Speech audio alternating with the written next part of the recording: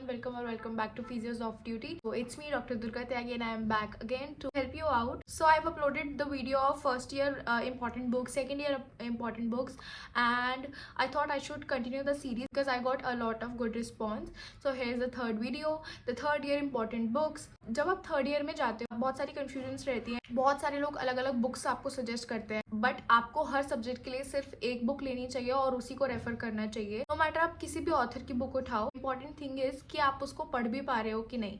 तो ऐसा नहीं करना है कि हर सब्जेक्ट के लिए चार बुक्स ले लिए और पढ़े एक से भी नहीं रहे हो, है ना. In this video I will give you a very good idea कि आपको कौन से सब्जेक्ट के लिए कौन सी बुक रेफर करनी चाहिए. So without any further to do let's get started. First subject is orthopedic. हम इस वीडियो में हर सब्जेक्ट को दो पार्ट्स में डिवाइड करेंगे जिसके लिए जरूरत है. For example ortho, neuro, sports. So for ortho अगर हम थ्योरी की बात करें to get your concepts clear, तो Maheshwari is the very good book, the OG book. पूरे इंडिया में हर स्टूडेंट, इधर वो MBBS स्टूडेंट है, BPT स्टूडेंट है, नर्सिंग स्टूडेंट है, हर student goes for Maheshwari because it is a really nice book for ortho.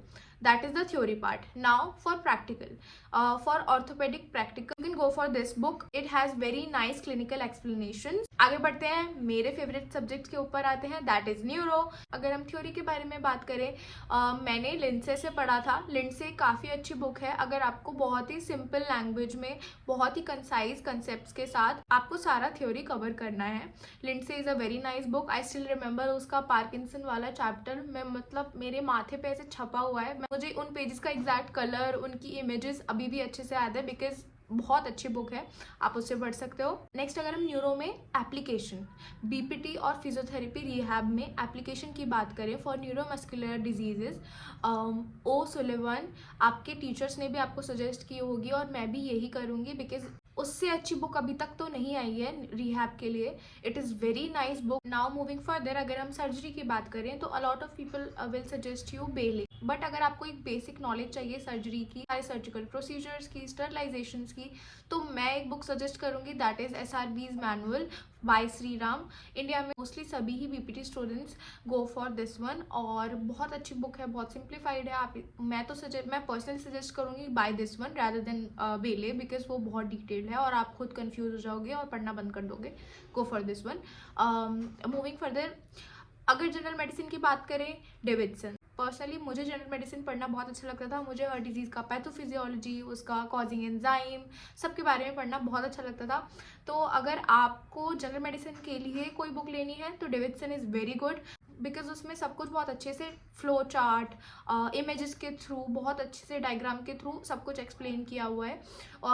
मेरा एक पर्सनल सजेशन रहेगा, उसमें आप ड्रग्स के ऊपर ज़्यादा ध्यान ना देकर उसकी पैथोफिजियोलॉजी और वो कैसे बॉडी में एंटर करती हैं चीज़ें, कैसे, क्या उनका फिजियोलॉजी है, क्या उनके साइड इफेक्ट्स हैं, उनको क्योर कैसे किया जाता है. For general medicine go for Davidson. Now if you would talk about the sports के लिए थ्योरी भी और application in physiotherapy you should go for Karim Khan. Karim Khan में हर चीज़ इतने अच्छे से एक्सप्लेन की हुई है. फॉर एग्जाम्पल अगर हम क्रिकेट की बात करें या कोई और पर्टिकुलर स्पोर्ट की बात करें, तो अगर उसमें अगर कोई बॉलर मूव कर रहा है अपने आर्म को और जो उसका प्रॉपर मैकेनिज्म है हर मोशन में, और उस हर पर्टिकुलर मोशन में कौन कौन सी मसल्स एक्टिवेट हो रही हैं, कौन कौन सी मसल की इंजरी होने के सबसे ज़्यादा चांसेस हैं, हर चीज़ को इतना अच्छे से एक्सप्लेन किया हुआ है. Karim Khan is the book for sports. You can go for that आंख बंद करके.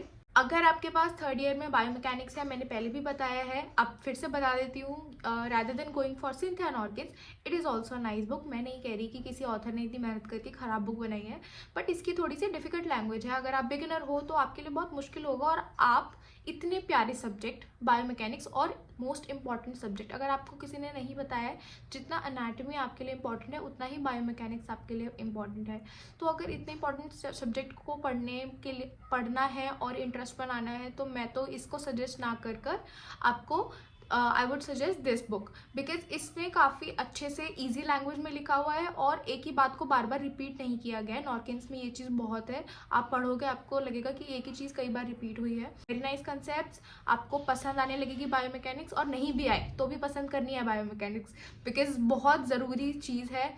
अगर आपको मैकेनिज्म नहीं पता होगा बॉडी का कि वो कैसे वर्क कर रही है, आप आगे जाकर मस्कुलोस्केलेटल और न्यूरोलॉजिकल पेशेंट्स को नहीं देख पाओगे। आप आगे जाके पेशेंट्स ही नहीं देख पाओगे टू बी ऑनेस्ट। भले आप कितने भी टेस्ट पढ़ लो, कितनी नई नई मोडालिटीज़ देख लो, कितनी नई मोबिलाइजेशन देख लो, अगर आपको किसी की बायोमैकेनिक्स को जज करना नहीं आएगा, आप अच्छे फिजियो नहीं बन पाओगे। जितना इंपॉर्टेंट एनाटॉमी है, आई एम रिपीटिंग, उतना ही इंपॉर्टेंट बायोमैकेनिक्स है। तो this was it about this video for third year. अगर आपके पास और कोई सब्जेक्ट्स भी हैं, आप कमेंट कर सकते हो, आई विल रिप्लाई देयर। और अगर आप चैनल पर नए हो, so don't forget to subscribe to our channel for more physiotherapy related content. झट पट झटा चट लक्ष्मी जी घर के अंदर